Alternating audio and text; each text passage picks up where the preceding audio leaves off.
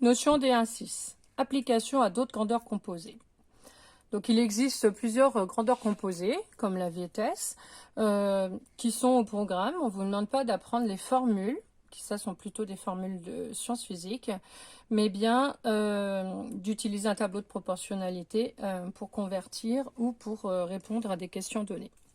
Alors, première chose qu'on peut vous demander, qui arrive donc souvent au brevet, c'est le débit. Qu'est-ce qu'un débit? Donc là, j'ai mis un cœur parce que c'est important de connaître ce que c'est. Pas forcément avec tous les mots, mais il faut savoir de quoi on parle. Donc quand on vous parle d'un débit, c'est la quantité d'eau, donc le volume écoulé par unité de temps. Pour exprimer un débit en litres par minute, il faut exprimer la quantité en litres, donc le volume en litres et la durée en minutes. Et il y a d'autres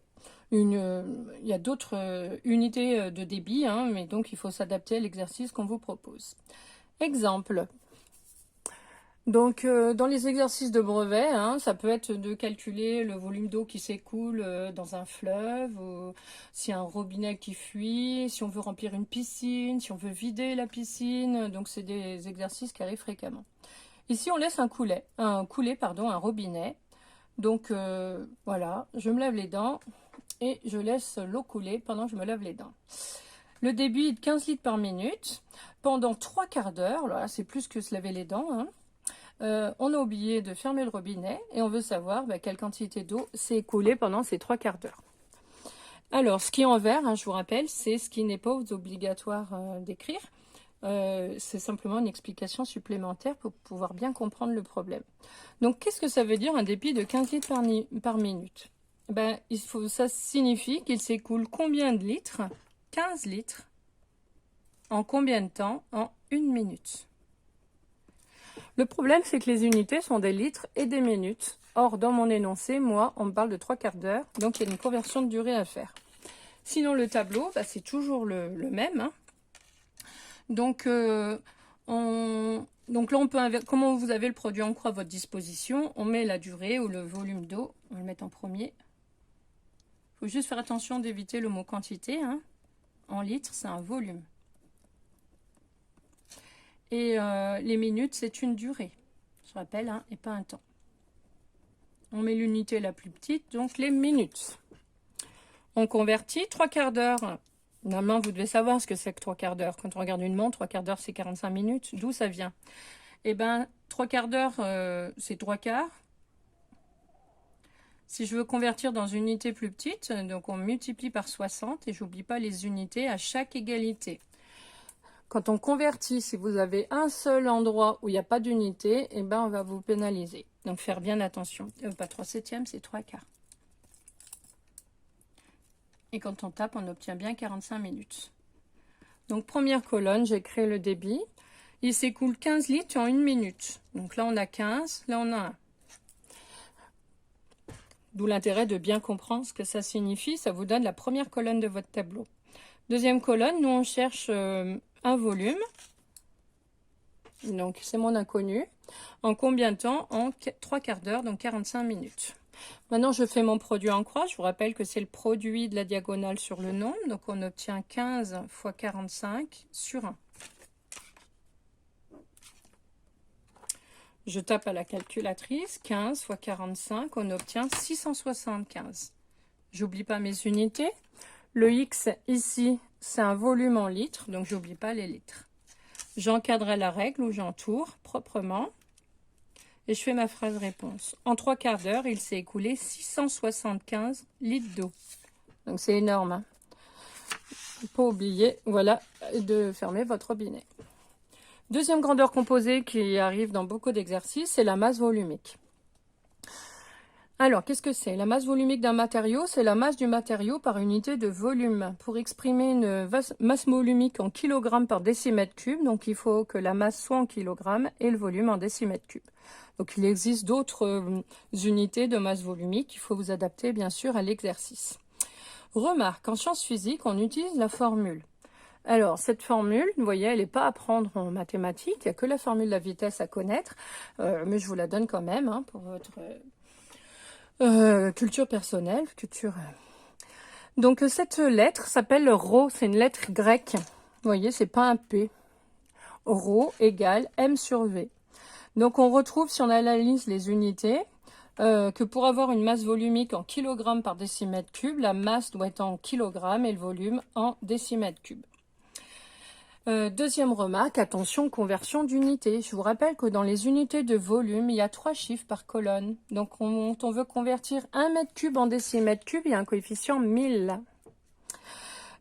Ensuite, on peut être amené à convertir des volumes solides à des volumes liquides, du genre, je sais pas, le volume d'une piscine.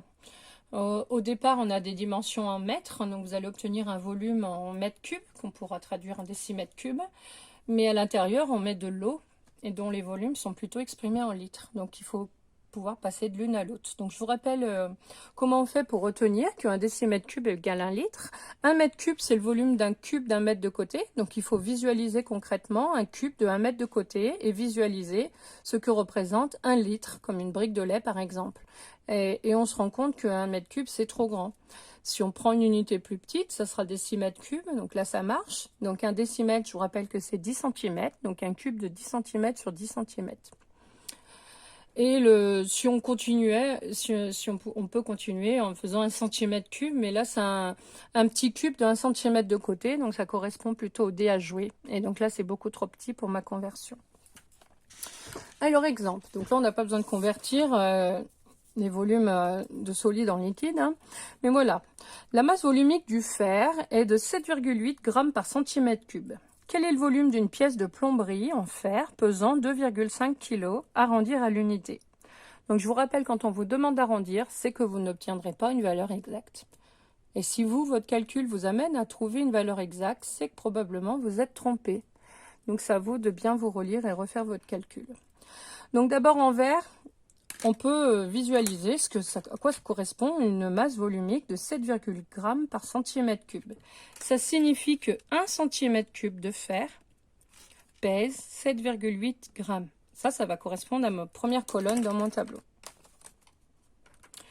Donc la masse volumique, c'est une volume et une masse. Donc je vais faire volume donc en centimètres cubes et la masse de fer en grammes. Unité la plus petite, d'accord? Toujours l'unité la plus petite pour avoir le maximum de valeurs entières et de ne pas avoir des nombres trop petits. Donc on écrit dans la première colonne la masse volumique, un volume d'1 centimètre cube, donc ça pèse 7,8 grammes. Moi, ma pièce, elle fait pas 7,8 grammes, elle fait 2,5 kg. Donc, il y a une conversion à faire avant de faire le tableau. Donc, 1 kg, il faut savoir que c'est 1000 grammes. Donc, 2,5, ça fait 2500. Donc, on l'écrit dans la ligne masse. Voilà. Et mon inconnu, du coup, est là. C'est le volume de la pièce.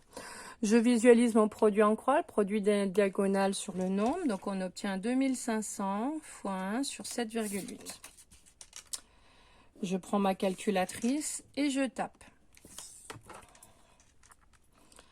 Donc, 2500 divisé par 7,8. Je recopie bêtement avec 3 chiffres après la virgule au minimum. Donc, on obtient 320,512, 3 petits points. Alors, on veut la valeur approchée à l'unité. Donc, 320, c'est la troncature à l'unité. Derrière, il y a un 5, donc on arrondit au-dessus. On obtient 321 cm3. J'entoure ou j'encadre. On met bien à combien on arrondit. Je fais ma phrase réponse. La pièce de plomberie a un volume. On n'oublie pas le mot environ dès qu'on arrondit. 321 cm3. Voilà. La notion est terminée.